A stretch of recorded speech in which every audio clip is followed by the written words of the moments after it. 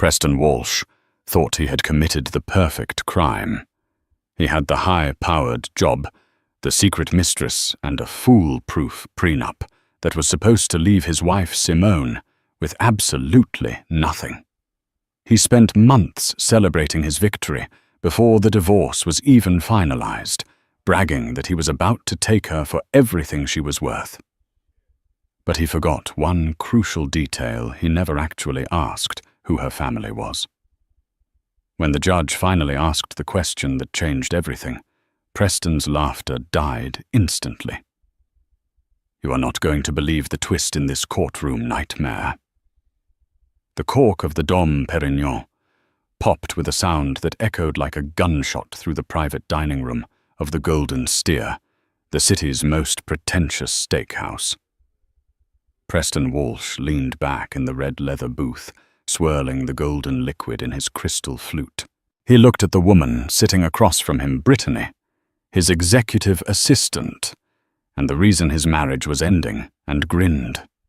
"To freedom," Preston toasted his voice, dripping with arrogance, "and to the fact that tomorrow I become a very, very rich, single man." Brittany giggled, clinking her glass against his. "Are you sure, Preston? I mean Simone. She's been so quiet. Doesn't that worry you? Usually when people get served divorce papers, they scream. They throw things. She just signed the receipt." Preston waved a hand dismissively. "Babe, you're worrying about a mouse. Simone is a librarian. She archives dust for a living. She doesn't have the fight in her. That's why I married her 5 years ago. I needed someone manageable.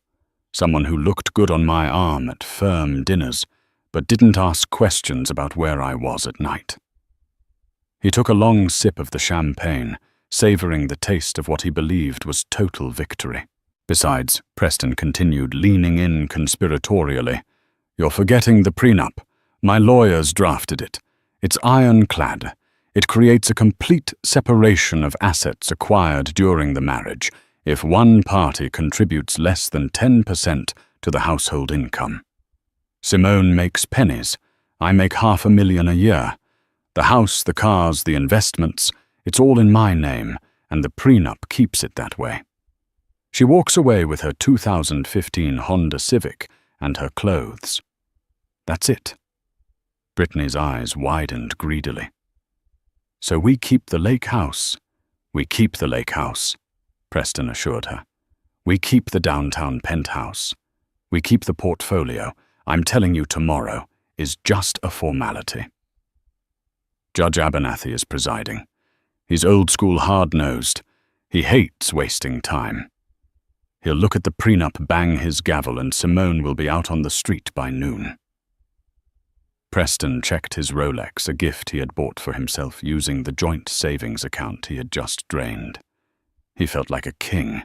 He was a senior associate at Sterling Cooper and Associates, one of the top firms in the city. He was handsome, successful, and he had successfully outsmarted his wife. He thought back to the night he served her the papers. Simone had been sitting at the kitchen island reading a book. She didn't cry. She didn't beg. She just looked at him with those deep, dark eyes of hers, calm and unreadable. "Are you sure you want to do this, Preston?" she had asked. Her voice hadn't trembled. It was steady. "I'm sure, Simone," he had sneered. "I've outgrown this. I've outgrown you." She had simply nodded, closed her book, and walked upstairs. Weak Preston thought now, slicing into his medium-rare porterhouse. She's pathetic. She doesn't even know she's been played. He had no idea that while he was eating a $200 steak, Simone wasn't crying. She was sitting in a home office he rarely entered, organizing a stack of documents 3 inches thick. And she wasn't alone.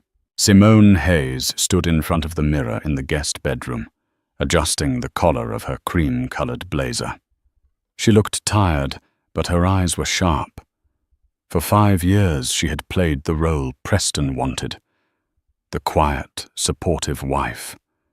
The black woman who should be grateful that a successful, charismatic man like Preston Walsh had chosen her. She knew what his friends said behind her back. She knew they thought she was a charity case he had picked up from the public library. They saw her job an archivist for historical legal documents as quaint, boring. They didn't realize that archivist meant she knew how to find things. It meant she knew how to trace paper trails that people thought were long buried. Her phone buzzed on the dresser. It was a text from a number saved simply as Dad. Text. Are you sure you want to do it this way, honey?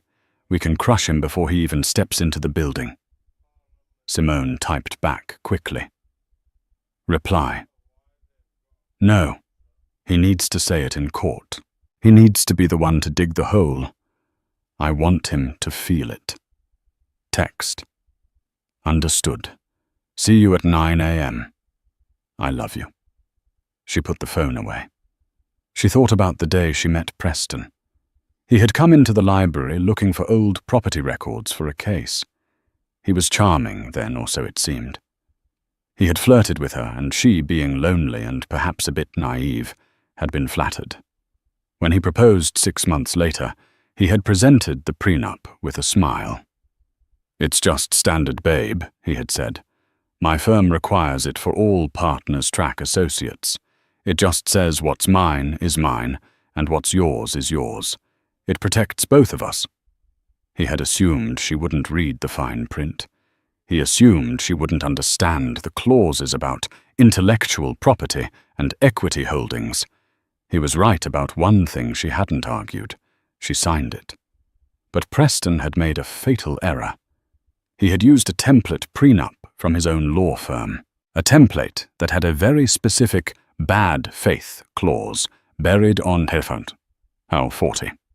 A clause that stated if one party concealed assets or committed adultery, the separation of assets was voided and the offending party forfeited 100% of marital assets to the victim. And Preston had been sloppy. Receipts for jewelry she never received. Hotel bookings in Cabo, when he said he was in Chicago for a deposition. Texts synced to the iPad he left in the living room because he thought she was too stupid to know the passcode was 1234. Simone looked at the file box on the bed. It wasn't just proof of cheating. It was proof of insider trading, proof of illegal kickbacks he was taking from clients. Preston thought he was divorcing a librarian. He didn't know he was divorcing the daughter of the man who literally wrote the book on family law in this state. She picked up the box. It was heavy, but she didn't mind the weight. It felt like armor. The courtroom smelled of floor wax and old wood. It was 8:55 a.m. Preston walked in like he owned the place. He was wearing a 3-piece Italian suit. His hair slicked back, a smug grin plastered on his face. Brittany wasn't there. He wasn't that stupid. But his lawyer, a shark named Roger Sterling. No relation to the firm, just a cheap imitator, was already organizing papers at the plaintiff's table. Simone walked in 2 minutes later. She was alone. She wore a simple suit and carried a single leather briefcase. Preston leaned over to Roger and whispered, "Look at her. No lawyer. She's going to represent herself. This is going to be a slaughter." Roger chuckled. "Prosa litigants are my favorite snack. We'll be out of here by lunch." "All rise," the bailiff bellowed.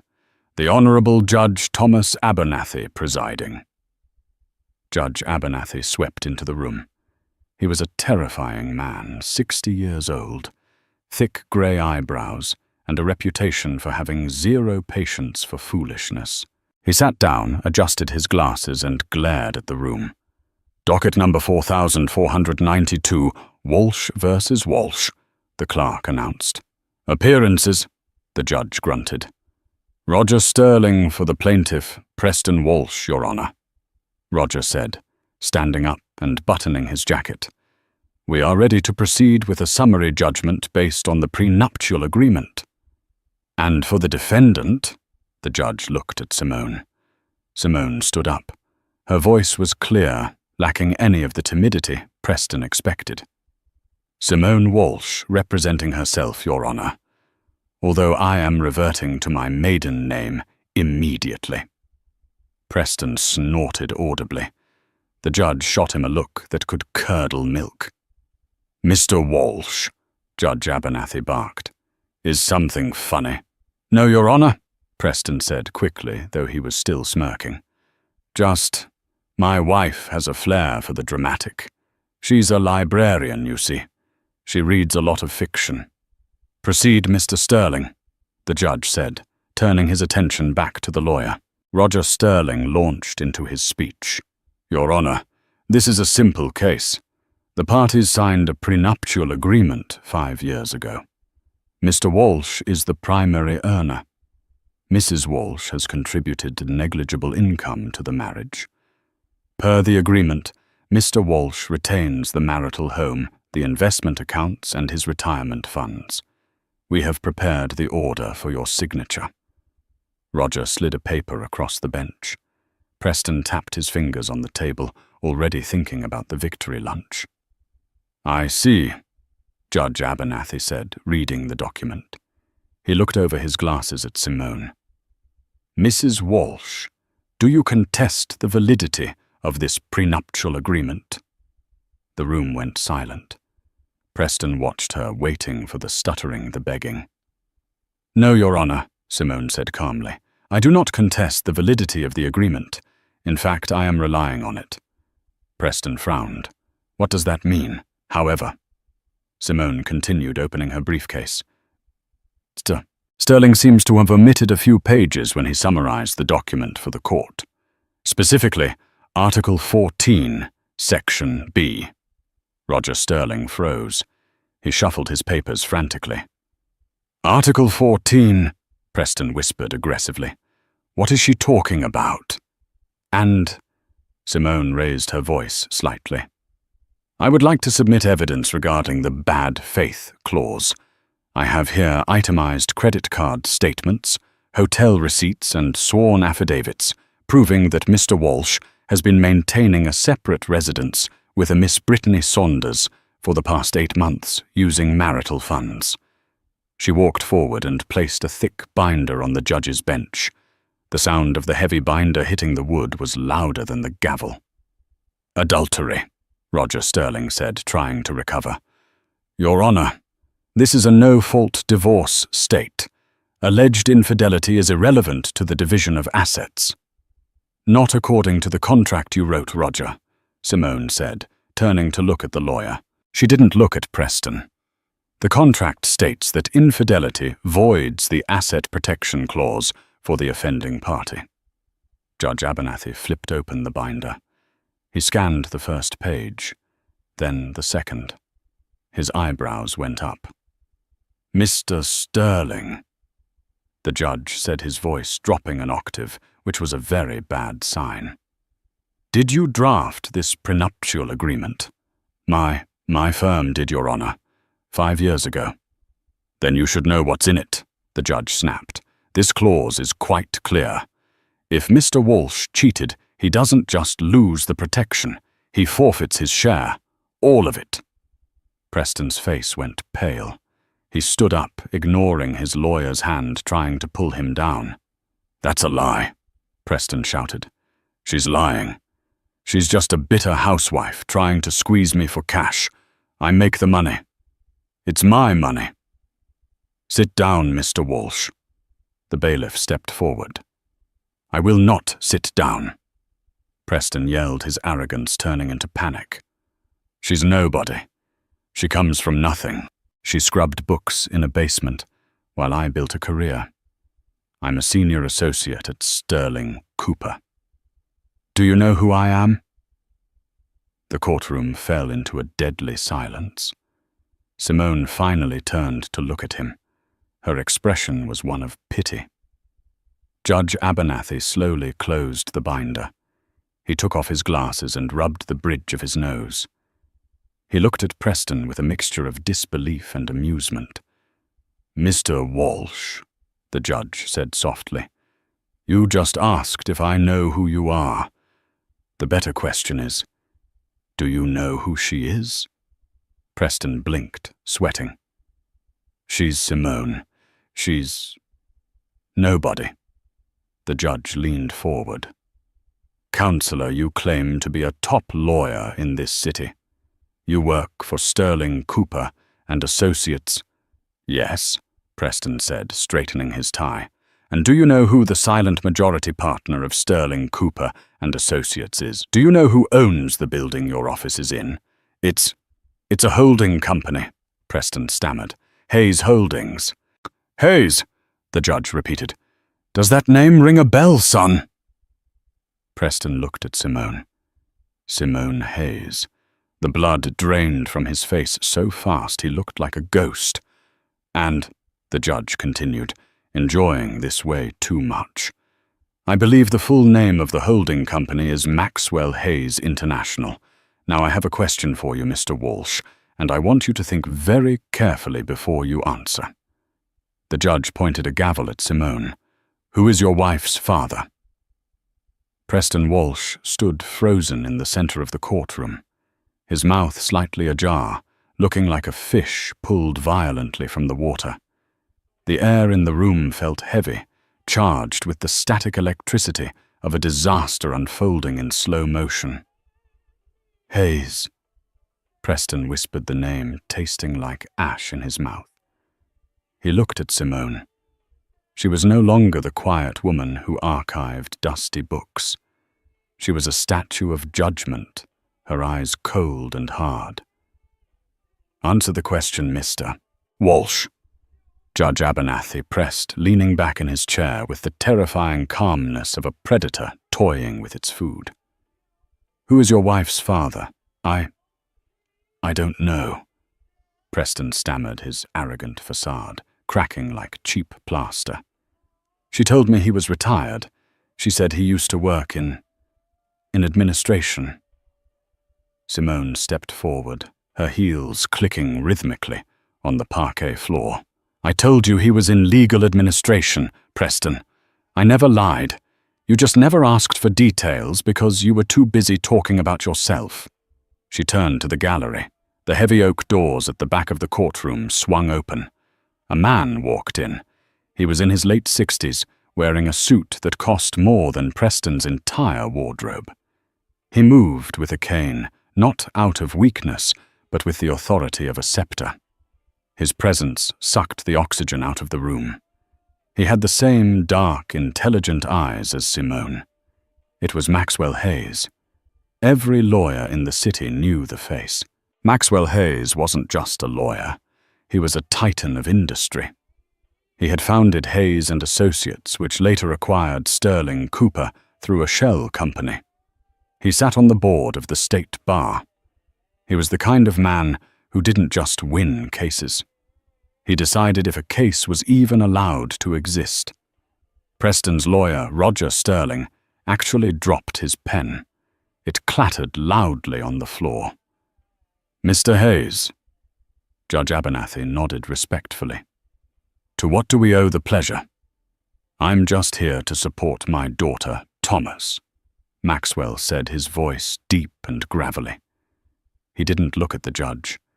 He looked straight at Preston. The look was withering. It was the look a boot gives an ant. Preston felt his knees shaking. He grabbed the table for support. His mind was racing back through the last 5 years. The dinner parties. Simone had always been vague about her family. The wedding. Her side of the aisle had been small, mostly family friends. Preston had been too drunk on his own importance to realize those friends were senators and federal judges. The job. He had gotten his position at Sterling Cooper miraculously fast after meeting Simone. He thought it was his brilliance. "Oh, God," Preston breathed. You got me the job." Simone looked at him, her expression softening only slightly into pity. "My father wanted to see if you were worthy. He opened the door. You were the one who walked through it and decided to act like you owned the building." "And regarding the prenuptial agreement," Judge Abernathy interrupted, bringing the focus back to the legal slaughter at hand. "Mr. Sterling, you argued that Mrs. Walsh contributed less than 10% to the household income." "Yes, Your Honor," Roger squeaked. He was sweating profusely now. "That is technically true," Simone said, "because I routed my trust fund dividends, which amount to roughly $40,000 a month, back into charitable foundations. I lived on my librarian salary to see if my husband loved me. For me." She paused, letting that sink in. "He didn't," she added simply. "He loved the idea of a wife who was beneath him. He loved feeling superior. And when he got bored, he went to Brittany." Preston felt the trap snap shut. He looked at Maxwell Hayes, then at the judge, then at Simone. "This is entrapment," Preston yelled, desperation taking over. "You hid your money. You tricked me. Fraud requires a misrepresentation of fact to gain an advantage," Judge Abernathy lectured, sounding bored. "She didn't hide assets from you, Mr. Walsh. She simply didn't use them. And according to your prenup, the one you insisted on financial disclosure is only required for marital assets. Her trust is premarital. It's untouchable." The judge picked up the binder of evidence Simone had submitted, the bad faith proof. "However," the judge continued, "you, Mr. Walsh, did hide assets. You used marital funds, money earned during the marriage, to rent an apartment at the Grandview for Ms. Saunders. You purchased a diamond bracelet from Cartier on December the 12th using the joint savings account. You booked a flight to Aspen." The judge looked over his glasses. "Did you enjoy Aspen, Mr. Walsh? I hear the skiing is lovely." Preston didn't answer. He couldn't breathe. "Under Article 14, Section B, Paragraph 3 of the prenuptial agreement," the judge read aloud, "any party found to be dissipating marital assets on an extramarital affair shall forfeit their entire interest in the marital estate to the aggrieved party." The gavel raised. "No. Please," Preston whispered. "The house. The penthouse." "Mr. Walsh," the judge said, his voice hard as iron. "You wanted strict adherence to the contract. You have it." The banging of the gavel was the sound of Preston Walsh's life imploding. "Judgment for the defendant, Simone Hayes," Judge Abernathy declared. "The court orders the immediate transfer of the marital residence at 440 Oakwood Lane to the sole possession of Simone Hayes. The court orders the immediate transfer of the downtown penthouse to Simone Hayes. The court orders the liquidation of Mr. Walsh's 401k and investment accounts with 100% of the proceeds to be transferred to Mrs. Hayes as restitution for dissipated assets." Preston slumped into his chair. He was ruined, but the nightmare wasn't over. "Furthermore," the judge said, "since Mr. Walsh is a practicing attorney, his conduct regarding the concealment of assets raises serious ethical questions. Bailiff, please secure Mr. Walsh's bar license number. I will be forwarding this transcript to the Ethics Committee." Roger Sterling, Preston's lawyer, was already packing his briefcase. He wanted to get as far away from Preston as possible. I have to go, Preston. Good luck." "You're leaving," Preston hissed. "Do something, object." "Object to what?" Roger hissed back. "You signed it. And her dad is Maxwell Hayes. If I say one more word, I'll be disbarred by lunchtime." Roger fled the courtroom. Simone walked over to the plaintiff's table. She stood over Preston. He looked up at her, his eyes red and watery. "Why?" he asked, his voice cracking. "Why didn't you just tell me who you were? We could have been a power couple. We could have ruled this city. That's exactly why, Simone said quietly. You don't want a partner, Preston. You want leverage. You want a trophy. And I am neither. She placed a small silver key on the table. What is this? He asked. The key to the Honda Civic, she said. The judge awarded me everything. But I'm feeling generous. You can have the Honda. It's in your name anyway. And where am I supposed to live? Preston demanded, his entitlement flaring up one last time. You're taking my house. You're taking the penthouse. I suggest you ask Brittany, Simone said with a small, cold smile. Although once she finds out you're broke, I wouldn't count on her hospitality. Simone turned and walked toward her father. Maxwell Hayes put a hand on her shoulder. They didn't hug. They weren't that kind of family, but the nod he gave her was filled with immense pride. They walked out of the courtroom together, leaving Preston alone at the table. Outside the courthouse, the reality of the situation hit Preston like a physical blow. He walked out onto the steps. The sun was shining, which felt insulting. He pulled out his phone. He had to call Brittany. She was his only lifeline now. Maybe they could go to the lake house. No, wait. He lost the lake house too. But she had an apartment. They could figure this out. He was still a lawyer. He could rebuild. He dialed her number.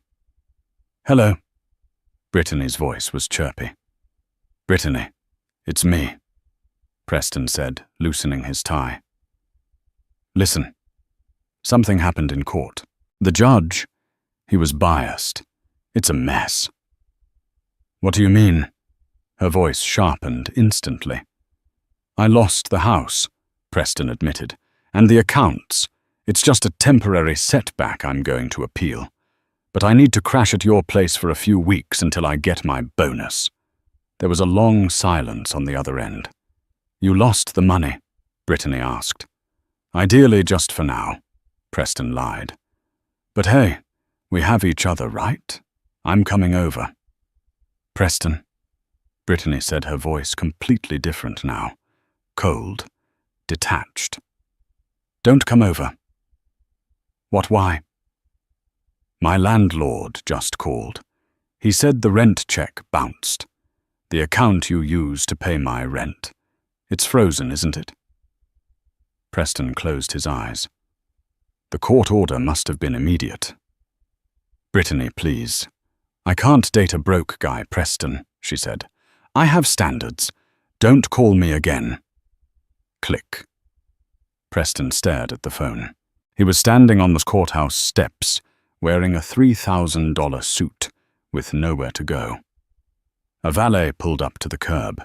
It was Simone's 2015 Honda Civic. The valet got out and tossed the keys to Preston. Ms. Hayes said you might need this, the valet said, smirking. Preston got into the small, cramped car. It smelled of old library books and vanilla air freshener, the smell of the wife he had despised. He gripped the steering wheel and screamed. But the universe wasn't done with him yet, because while Preston thought he had hit rock bottom, he had forgotten one thing: his job. He drove to the Sterling Cooper offices. He needed to get to his office, clear his head, and figure out a strategy. He walked into the lobby, ignoring the receptionist, and headed straight for the elevators. His keycard didn't work. He tapped it again. The light blinked red.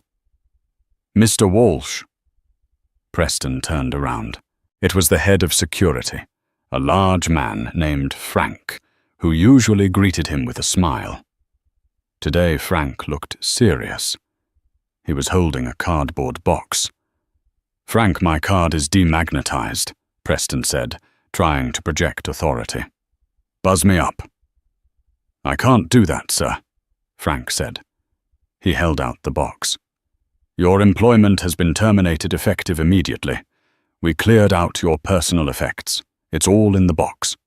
Terminated. Preston laughed hysterically. I'm a senior associate. You can't just fire me. Who authorized this? The elevator doors behind the security desk opened. A tall, elegant woman walked out. It was the managing partner, Jessica Pearson.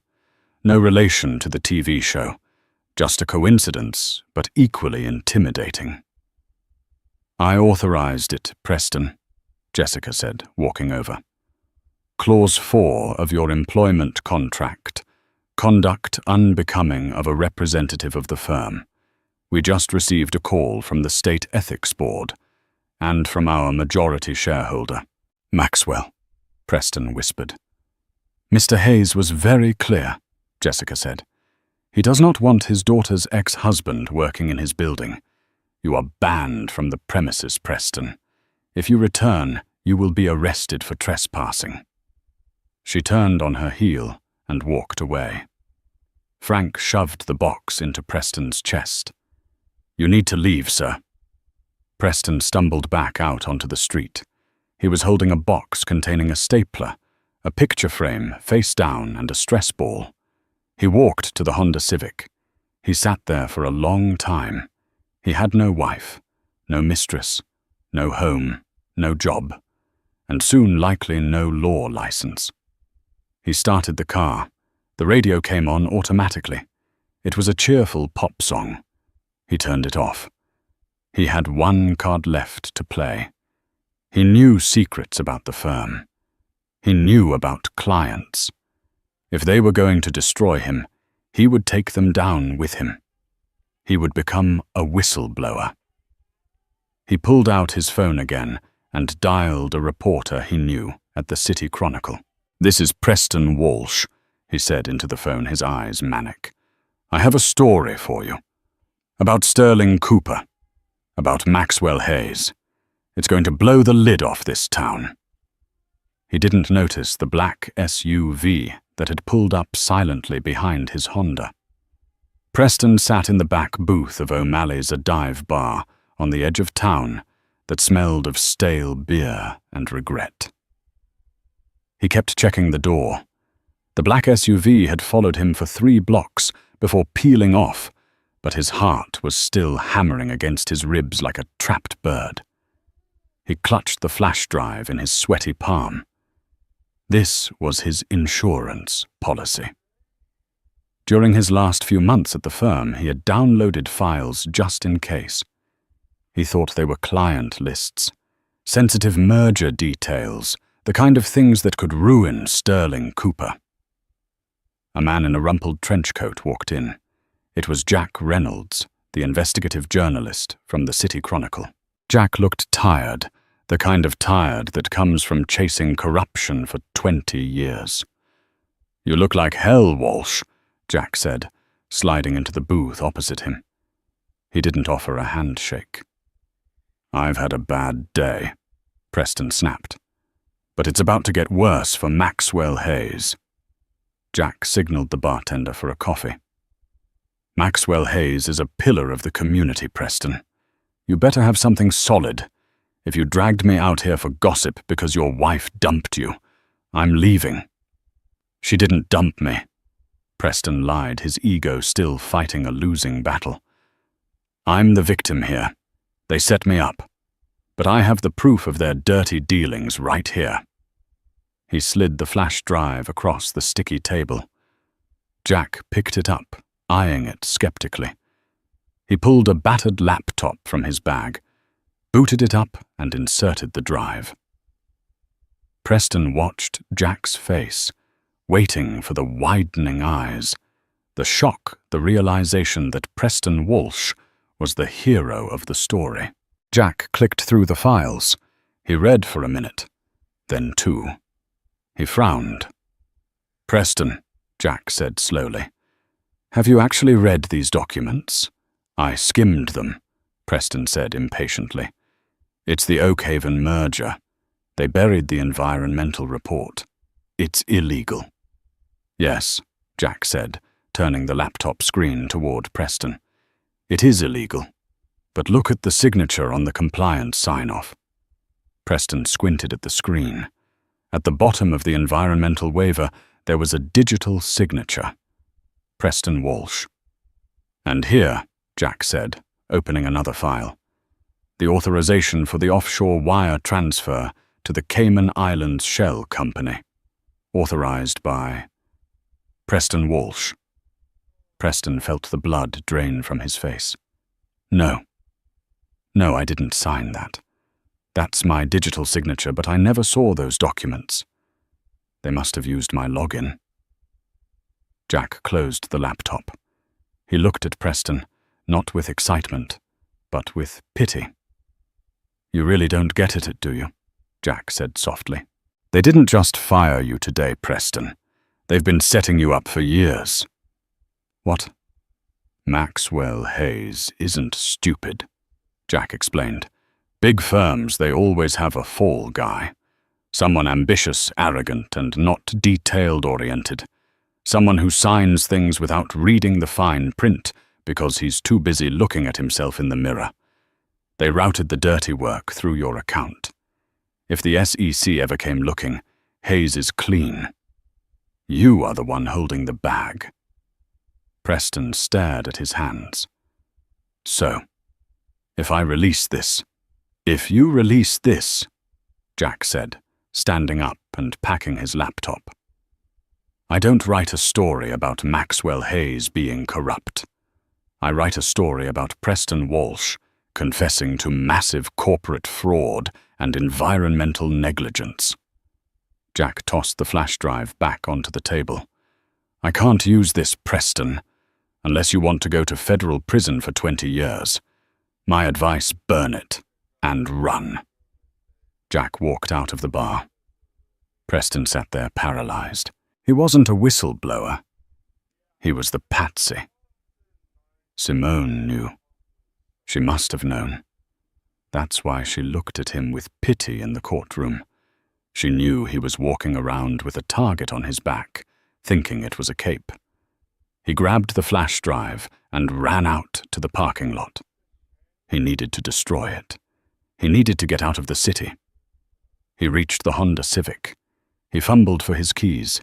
Suddenly, floodlights blinded him. "Preston Walsh!" a voice boomed from a loudspeaker. "Freeze, put your hands in the air!" Preston shielded his eyes. The parking lot was surrounded, not by police cars, but by black SUVs with government plates. Men in windbreakers with yellow lettering were swarming toward him. FBI. The agent in charge stepped forward, gun drawn. "Preston Walsh, you are under arrest for securities fraud, embezzlement, and money laundering." "It wasn't me!" Preston screamed as they slammed him against the hood of the Honda. "It was the firm. It was Hayes." "We have your signature on everything, Mr. Walsh," the agent said, cuffing him. "And we received an anonymous tip this morning containing the encrypted logs of your private server. The one you kept at your mistress's apartment." Preston's head slammed against the cold metal of the car. Simone. She hadn't just found the cheating evidence in the apartment. She had found the server backups he kept there for safekeeping. She had handed the cheating proof to the divorce judge and the fraud proof to the FBI. She had dismantled his life on 2 fronts, simultaneously. As they shoved him into the back of the federal vehicle, Preston saw a familiar black sedan parked across the street. The window rolled down just an inch. He couldn't see the face, but he saw a hand raise in a small, polite wave. Then the window rolled up, and the car drove away. The holding cell. The concept of time had ceased to exist for Preston Walsh. For the past 6 months, his life had been measured not in billable hours or quarterly bonuses, but in the rhythmic clanging of steel doors and the flickering buzz of a fluorescent light that never fully turned off. He sat on the edge of a cot that smelled of industrial bleach and someone else's sweat. The designer suit he had worn on the day of his arrest, the bespoke Italian wool he had been so proud of, had been stripped away, replaced by an ill-fitting orange jumpsuit that chafed his skin. "Walsh attorney visit," A guard barked, rapping a baton against the bars. Preston stood up slowly. He had lost 20 pounds. His hair, once perfectly coiffed with expensive pomade, was now long, greasy, and greying at the temples. He shuffled down the hallway, his ankles shackled, head bowed. In the visitation room, a man was waiting for him. It wasn't a high-powered defense attorney from a white shoe firm. It was David Klein, a public defender with coffee stains on his tie and dark circles under his eyes. Preston's assets had been frozen, seized, or funneled to Simone. He couldn't afford a private lawyer. He was at the mercy of the state. "David," Preston said, sitting down and rubbing his wrists. "Tell me you have good news. Tell me you found a loophole in the digital signature logs." David Klein didn't look up from his file. He flipped a page, sighed, and finally met Preston's gaze. "I'm going to be straight with you, Preston. I've been reviewing the discovery from the prosecutor. It's a mountain. They have the server logs, the environmental reports, the wire transfers. And they have the metadata proving your login credentials were used to authorize every single transaction." "I told you," Preston hissed, leaning forward. "It was a setup. Maxwell Hayes used me as a scapegoat. I didn't read those documents." "Ignorance is not a defense for an officer of the court," David said sharply. "You signed them. You were a senior associate. You had a fiduciary duty to know what you were signing. But that's not the worst part." Preston felt a cold knot form in his stomach. "What's the worst part?" "The worst part is the witness list," David said. He slid a piece of paper across the metal table. Preston looked at the name at the top of the list. Brittany Saunders. "She's cut a deal, Preston," David explained quietly. "Full immunity in exchange for testimony. She's going to testify that you bragged about the off-the-books bonuses. She's going to testify that you told her you were untouchable because you knew where the bodies were buried. She handed over the emails you sent her from your personal account, the ones where you joked about the idiots at the EPA." Preston stared at the name. Brittany. The woman he had destroyed his marriage for. The woman who had sat across from him at the Golden Steer and told him he was a genius. "She's lying," Preston whispered. "She's twisting my words." "It doesn't matter," David said, closing the file. "The jury is going to see a wealthy, arrogant lawyer who cheated on his wife, defrauded the government, and tried to blame his father-in-law. They are going to hate you, Preston. The prosecutor is offering 15 years if you plead guilty today.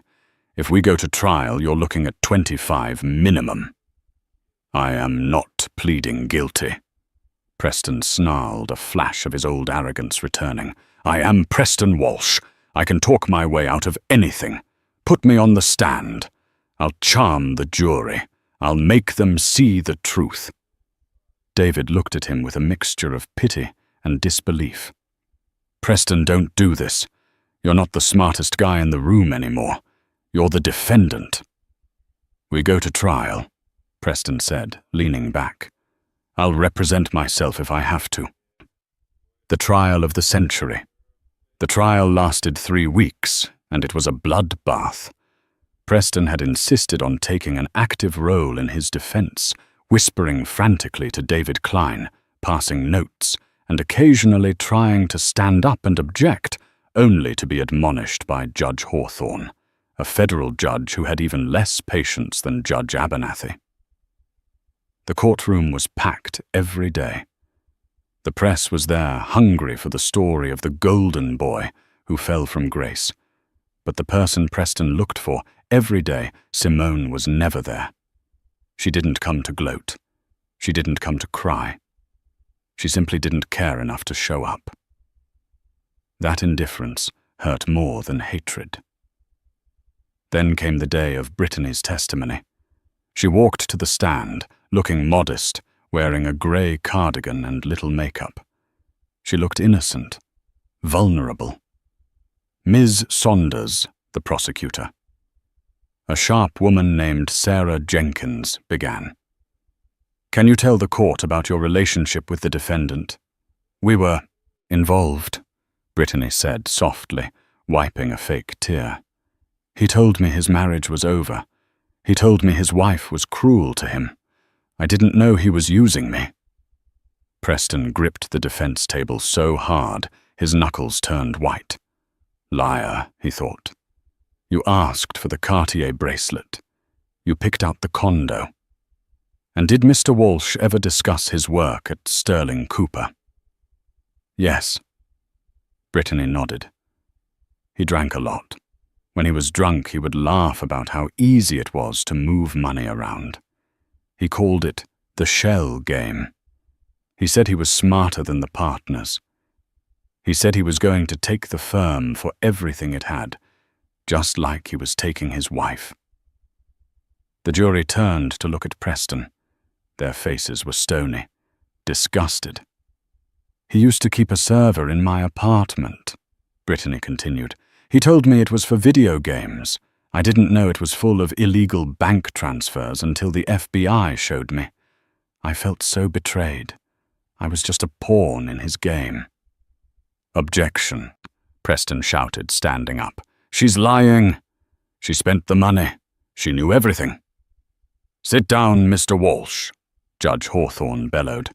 "One more outburst and I will have you removed." Preston sank back into his chair, breathing heavily. He looked at Brittany. She met his eyes for a split second. There was no love there, no regret, just the cold, hard calculation of a survivor. She had done exactly what he had tried to do to Simone. She had secured her own safety at the expense of someone else. It was hard karma, reflecting back at him in real time. The verdict. The jury deliberated for less than 4 hours.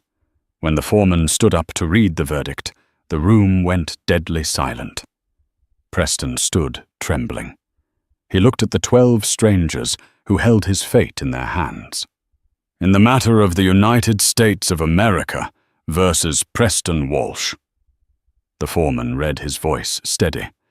"On count 1, securities fraud, guilty. On count 2, wire fraud, guilty. On count 3, embezzlement, guilty." The word rang out like a bell 12 times in a row. "Guilty. Guilty. Guilty." Judge Hawthorne looked down at Preston over his spectacles. "Mr. Walsh, throughout this trial, you have shown zero remorse.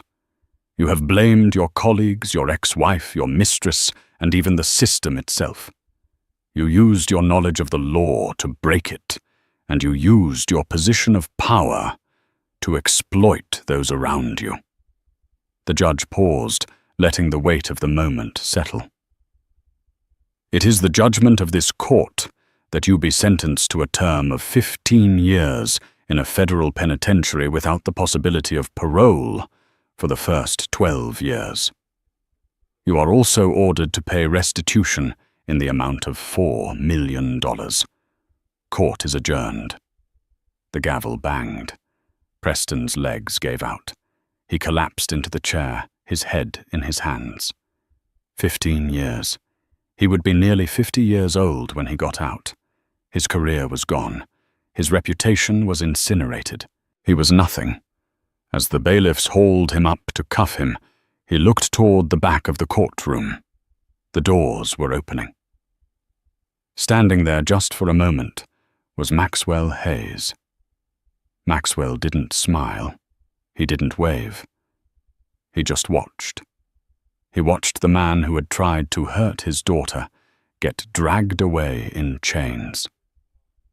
Then he adjusted his suit jacket, turned around, and walked out into the sunlight. The Library of Irony. 6 months later. Federal Correctional Institution, Otisville. Preston Walsh was no longer a lawyer.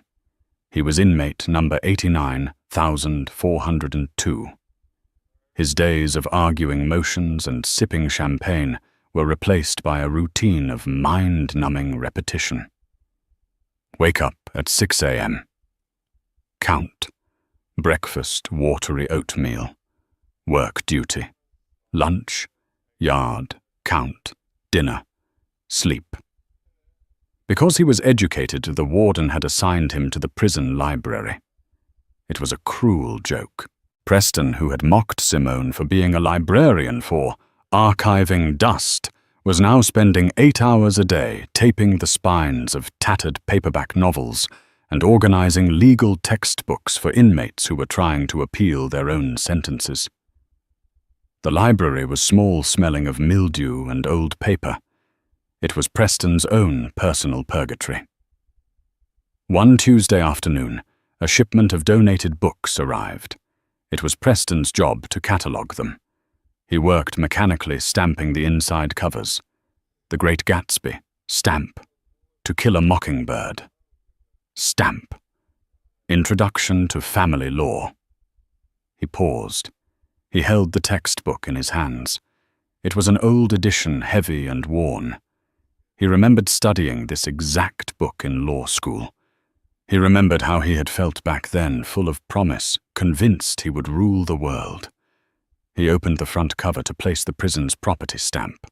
His hand froze in mid-air. There on the inside pocket was an old archival stamp from the City Public Library system from 5 years ago. And below the date a signature in neat, precise blue ink, archived by S. Hayes. Preston stared at the signature. The letters were perfectly formed, elegant and unpretentious. Simone. She was everywhere. Even here, in the darkest hole of his life, she was present. He couldn't escape her. He realized then that she hadn't just defeated him. She had outlasted him. She had done her job with care and integrity, leaving a mark that endured while his own legacy of shortcuts and greed had crumbled to dust. He sank to the floor of the prison library, clutching the book to his chest. A laugh bubbled up in his throat, a dry, jagged sound that turned into a sob. He was the smartest man in the room, sitting on a linoleum floor in a sunk crying over a book stamp. That night in his cell, Preston borrowed a pen and a piece of paper from his bunkmate. He didn't try to write an appeal. He didn't try to write to a senator. He wrote the only thing that mattered. He wrote a letter to the woman he had underestimated. The phoenix rises. While Preston was staring at concrete walls, Simone Hayes was standing in a cathedral of glass and light. It was the grand opening of the Hayes Cultural Center.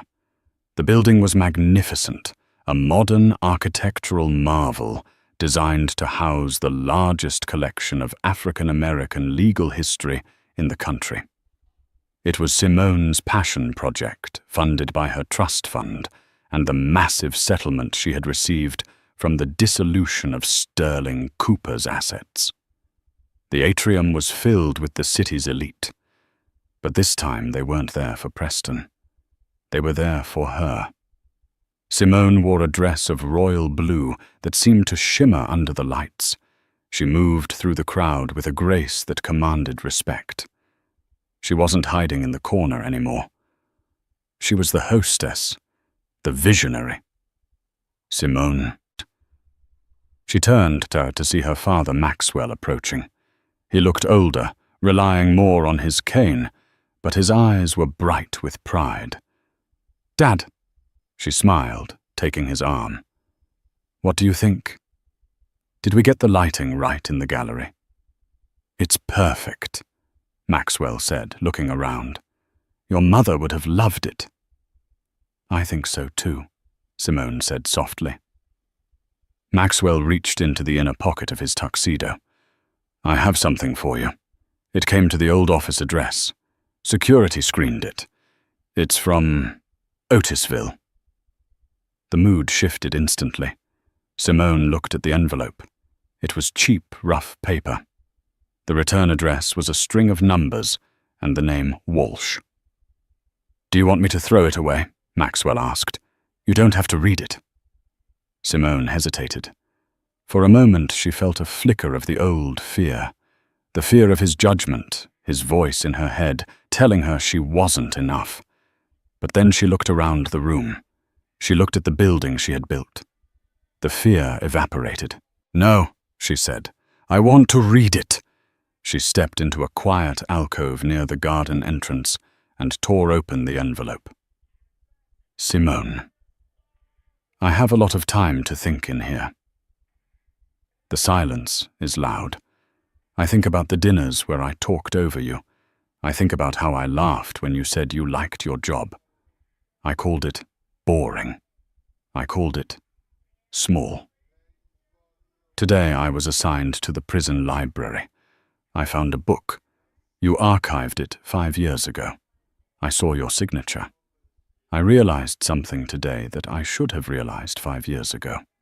You were never just anything. You were the foundation.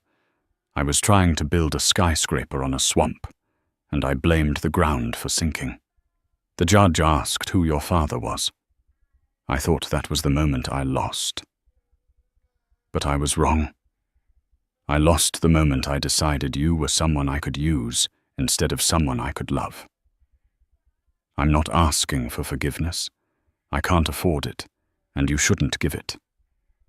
I just wanted you to know that you were right about everything. Congratulations on the center. I read about it in the newspaper. It sounds magnificent. Preston Simone read the letter twice.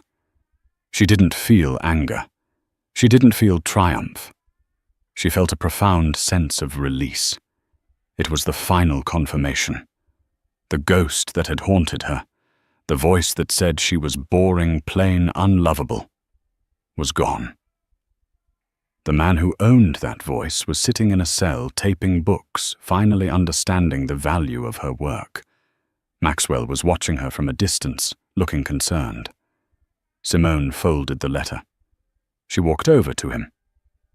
"Well," Maxwell asked, "is he begging for money?"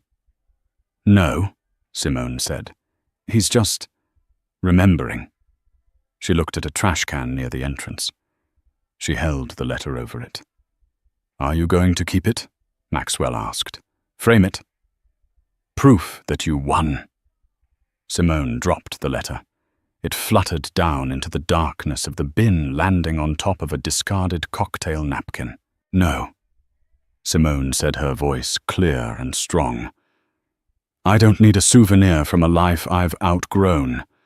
I won a long time ago, Dad. He's just finally catching up to the news." She turned back to the party. The jazz band was starting to play a lively, upbeat tune. The room was full of friends, colleagues, and a future that belonged entirely to her. "Come on," Simone said, linking her arm with her father's. "I saw a waiter with those crab cakes you like. Let's go get some before they're gone." "You're buying," Maxwell teased, his eyes twinkling. "I'm always buying," she laughed. "I'm the CEO." They walked back into the light, leaving the letter and Preston Walsh in the dark where they belonged. And that, ladies and gentlemen, is the story of Preston Walsh, the man who thought he was the main character, only to realize he was just the villain in someone else's success story. He celebrated his divorce with champagne, thinking he had stripped his wife of everything. Instead, he stripped himself of the only person who might have saved him from his own greed. It is a brutal, real-life lesson in hard karma. When you dig a grave for someone else, make sure you aren't the one falling in. Simone didn't just survive, she thrived. She proved that dignity, intelligence, and patience are louder than any expensive suit or arrogant shout. Preston is currently serving year 1 of his 15-year sentence archiving books in a prison library, while Simone is building a legacy that will last generations.